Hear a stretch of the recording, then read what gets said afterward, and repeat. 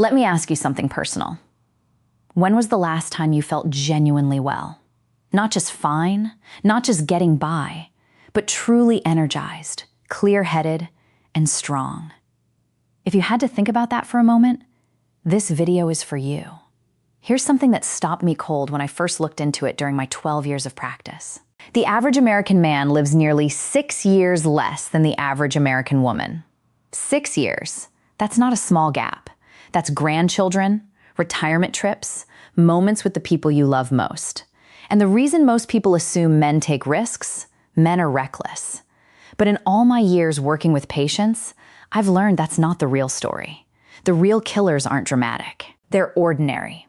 They're quiet. And most men never see them coming.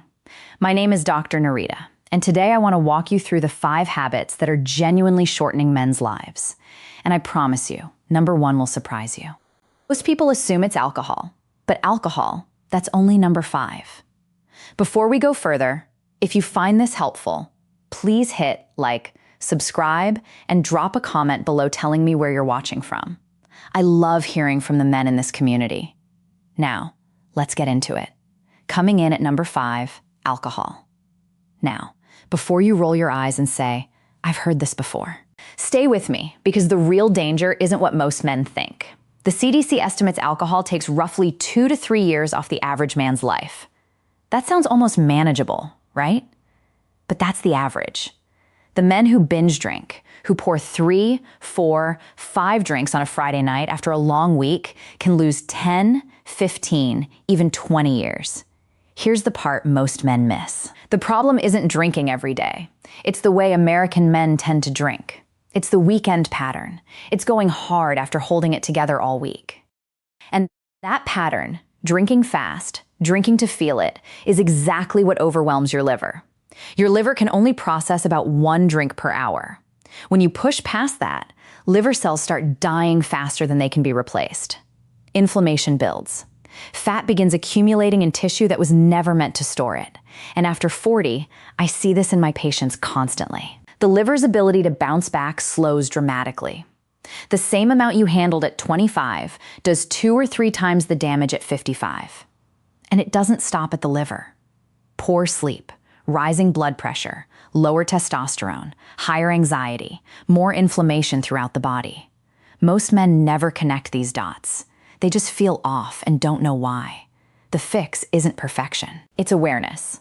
Give yourself a couple of alcohol-free days each week. Slow down when you do drink. Give your liver a rest the morning after a heavier night. Small shifts, real results. But remember, alcohol is only number 5. What comes next is far more dangerous. Number 4 is something that walks into my office in disguise almost every single week. Chronic stress. And it ranks above alcohol in terms of damage. That surprises almost everyone.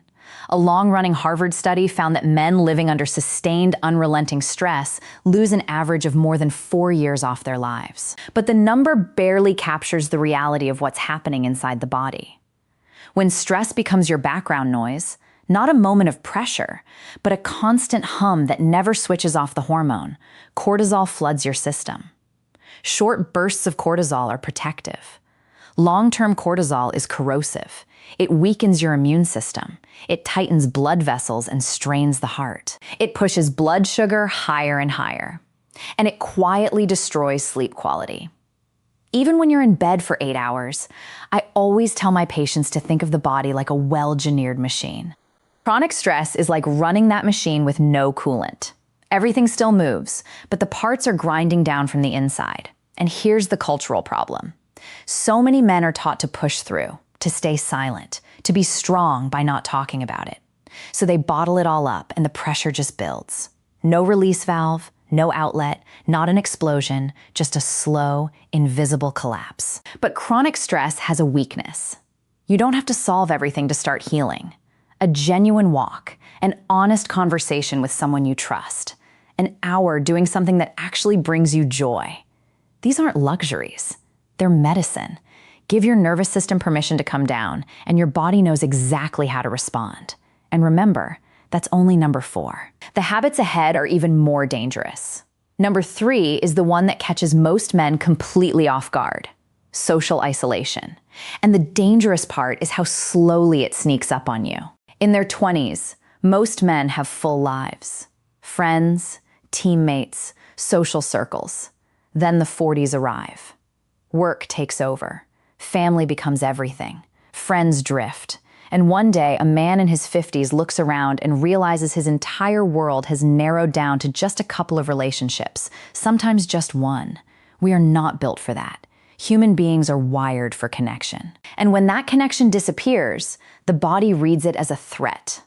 A landmark analysis of over 300,000 people found that social isolation raises the risk of early death by up to 50% a level, comparable to years of heavy smoking. Unlike cigarettes or alcohol, isolation leaves no visible mark. There's no diagnosis for it. It just creates a quiet emptiness. And that emptiness triggers real, measurable biological damage. Inflammation rises. The immune system weakens. Blood pressure becomes harder to control. Self-care quietly falls apart. Social isolation doesn't mean living alone. It means having no one to be honest with, no one who truly knows what you're carrying. The good news, the body responds to connection almost immediately.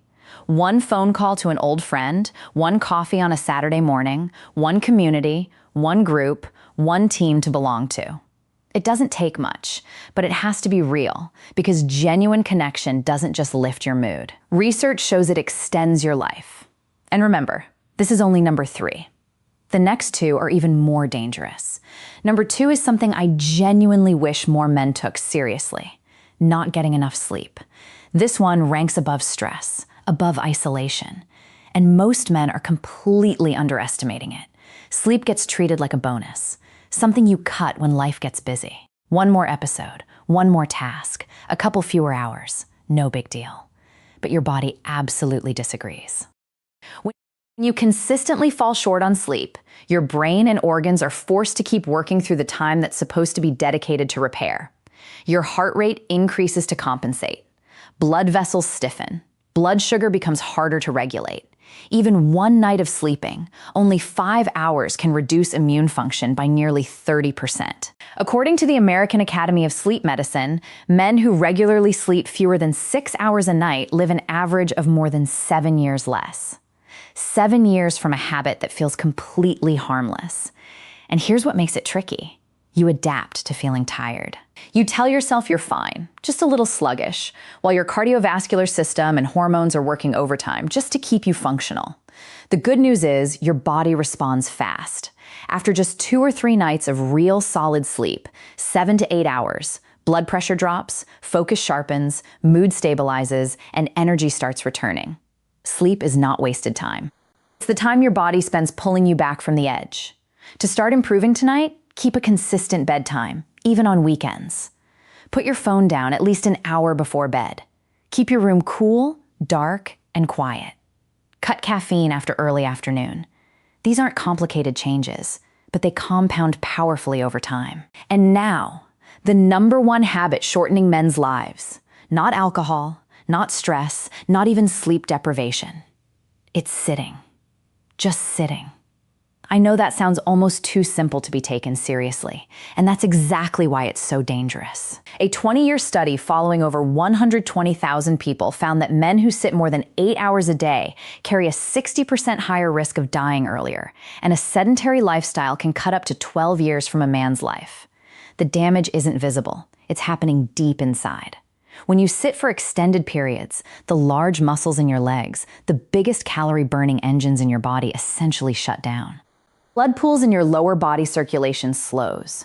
Your brain receives less oxygen, which is why long sitting sessions leave you foggy and drained. Insulin resistance builds quietly, raising the risk of type 2 diabetes. Inflammation rises. Your heart works harder just to push blood through a stiffened system. And here's the key thing I want you to hear. It's not the total hours of sitting that does the most damage. It's how long you sit without moving. After just 30 minutes of stillness, your metabolism begins to drop. Fat storage accelerates and muscle tissue starts breaking down faster than it should. Use it or lose it. That's not a motivational phrase. That's physiology. But here's what I love telling my patients. You don't need a gym. You don't need a brand new routine. You just need to interrupt the stillness. Stand up every 30 minutes and move for 2 minutes. Walking after meals, even 5 minutes, makes a measurable difference. Take calls standing up. Choose stairs when you can. Park further away. Let movement weave into your day rather than being something you have to schedule around. The moment you stand up, your body begins to recover. That's not encouragement. That's biology. When you step back and look at all 5, one truth becomes impossible to ignore. Men don't lose their health in a single dramatic moment. They lose it slowly through the small choices repeated day after day, year after year. Alcohol steals 2 or 3 years. Chronic stress can take 4 or more. Social isolation, 5 or more. Sleep deprivation over.